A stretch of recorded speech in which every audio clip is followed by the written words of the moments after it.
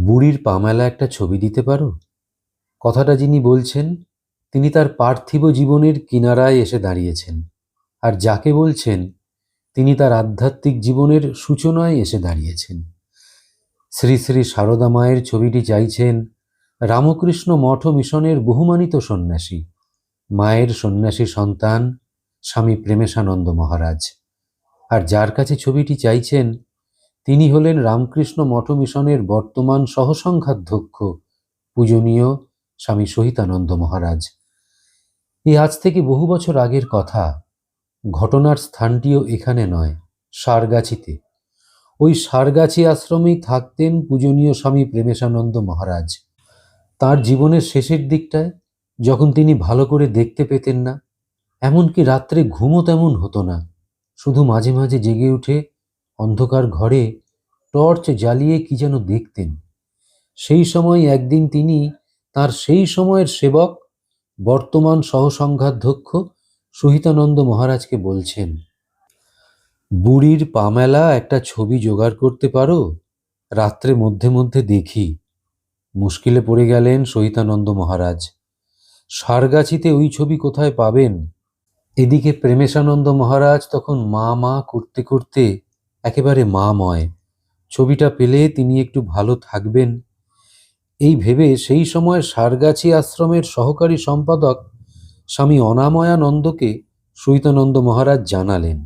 তিনি সসংকোচে বললেন, সুখদানন্দ মহারাজের শোয়ার জায়গায় একটি আছে। তখন সহিতানন্দ মহারাজ সুখদানন্দ মহারাজকে প্রেমেশ মহারাজের ইচ্ছের কথা জানালেন, উদ্বোধন থেকে যদি আনানো যায় এই ভেবে। তিনি তৎক্ষণাৎ তার ঘরের ছবিটা খুলে মহারাজকে দিলেন, সঙ্গে সঙ্গে বলে দিলেন, খবরদার বলবি না আমার ঘর থেকে পেয়েছিস, তাহলে নেবেন না। তুই বলবি দেওয়ালে ছিল, তুই নিয়ে এসেছিস। সহিতানন্দ মহারাজ পরে লিখছেন, দেখতাম প্রেমেশ মহারাজ রাত্রে 2-3 বার ঘুম থেকে উঠে টর্চ জেলে মায়ের ওই চরণ দুখানি দেখছেন।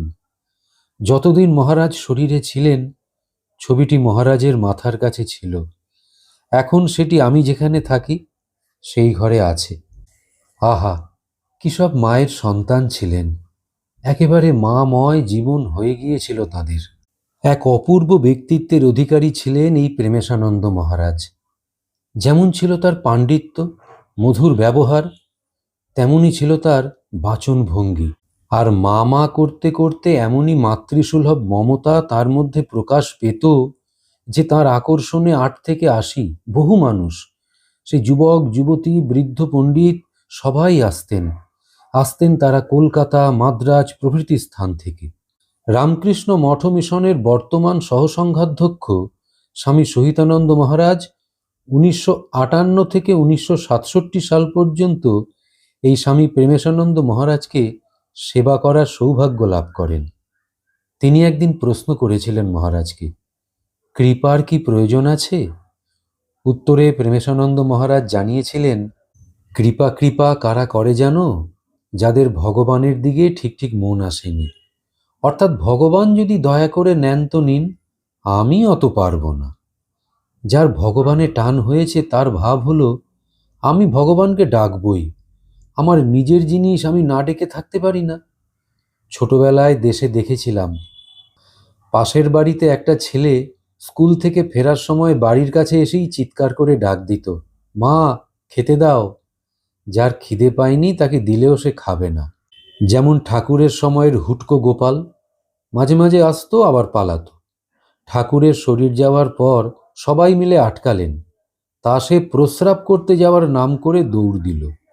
খিদে না পেলে পায়েসও ভালো লাগে না।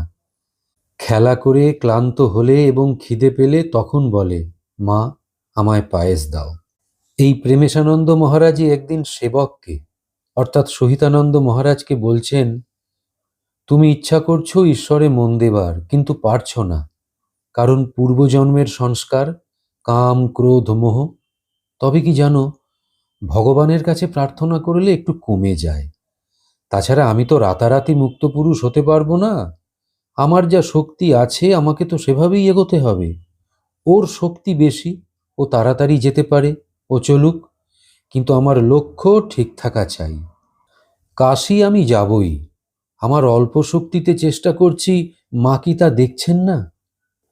আবার একদিন সেবক সহিতানন্দ মহারাজ, তখন অবশ্যই তিনি ব্রহ্মচারী, প্রেমেশ মহারাজকে বলে ফেললেন, আমি ভাবি যখন আপনাকে ছুঁয়ে আছি তখন মাকেও স্পর্শ করে আছি।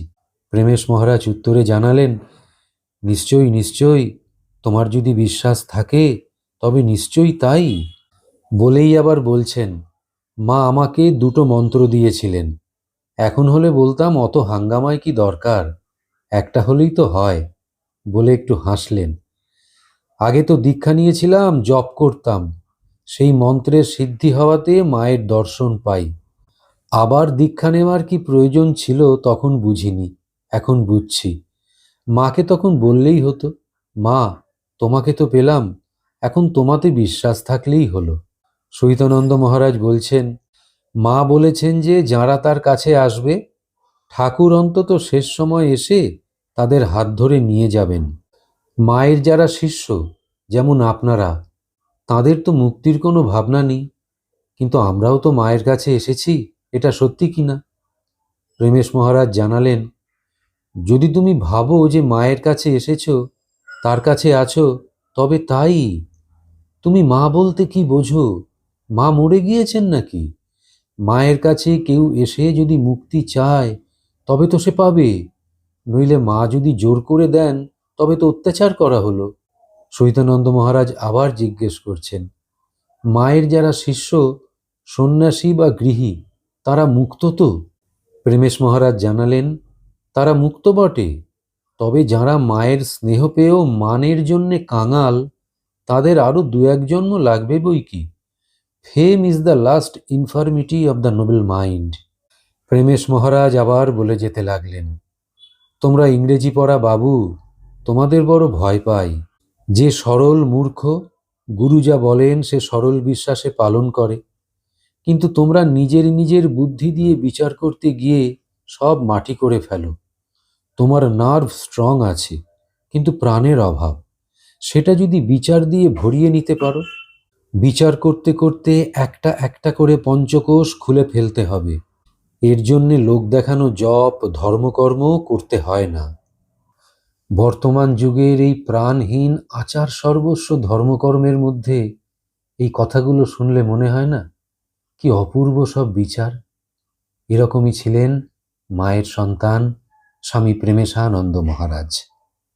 আজ সৎপ্রসঙ্গ পর্ব ৭৪-এ সারদা মায়ের সন্তান এই স্বামী প্রেমেশানন্দ মহারাজকে নিয়েই একটু স্মরণ মনন করলাম। তাহলে আজ এখানেই থামলাম। ঠাকুর মা স্বামীজি আপনাদের মঙ্গল করুন। নমস্কার।